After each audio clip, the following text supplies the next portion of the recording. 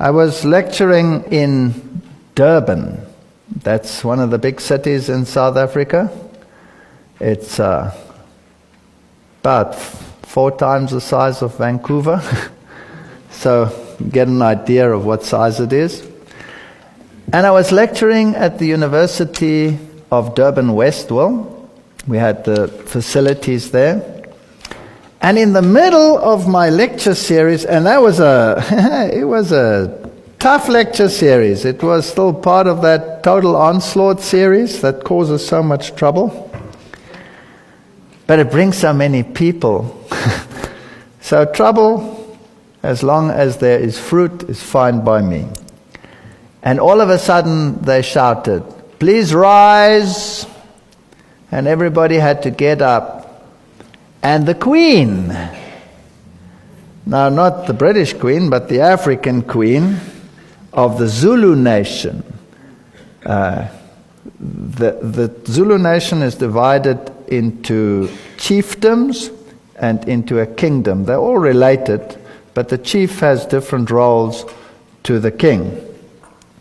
And the chief is, or at that stage, and even today still, is Buthelezi, Gatsha Buthelezi. He was also prime minister at one stage, parallel to Nelson Mandela. If Nelson Mandela went away, he would be the caretaker prime minister.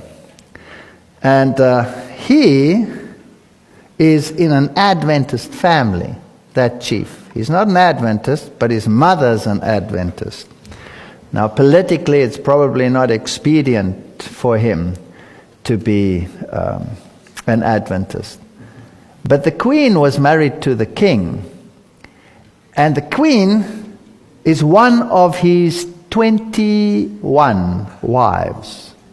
They must understand it works like in the time of Esther. If the king calls and you resist, that's the end of you. You have to accept that. That's just part of it. But she arrived with her whole entourage in African dress, and she sat in the front row, and her name was Queen Mfonte, and she was a Seventh-day Adventist. She was the only Seventh-day Adventist in his family. All the other wives were non-Adventists. And so I gave these lectures, and some of them, have a lot of politics in them, as you know. And after the first lecture, she got up and she came to me and she said to me, "Do you mind if I sit in the back row? Because I cannot see so well in the front row." She asked me permission to change her seat. She was the Queen. And so she phoned the king and asked him whether she could stay for another lecture, and he gave permission. Now, when that queen comes in, she doesn't come in by herself. Her bodyguards are there, about 5 or 6 bodyguards.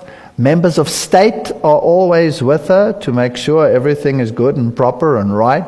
So here was a whole entourage of high government officials in that meeting.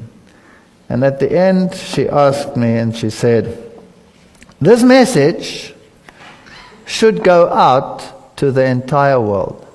It should be on every national television, because I am in the inside and I know that these things are true.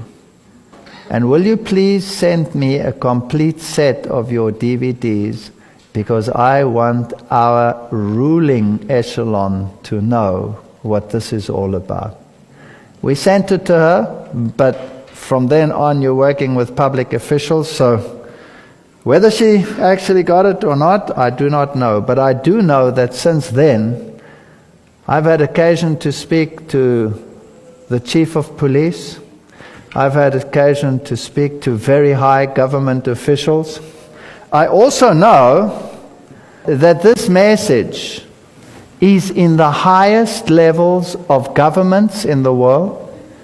It's in the highest embassy levels of the world. There are whole dossiers on this message at the highest levels in the military, Even the soldiers in Iraq watch these messages. Don't underestimate God and how He works. Thank you.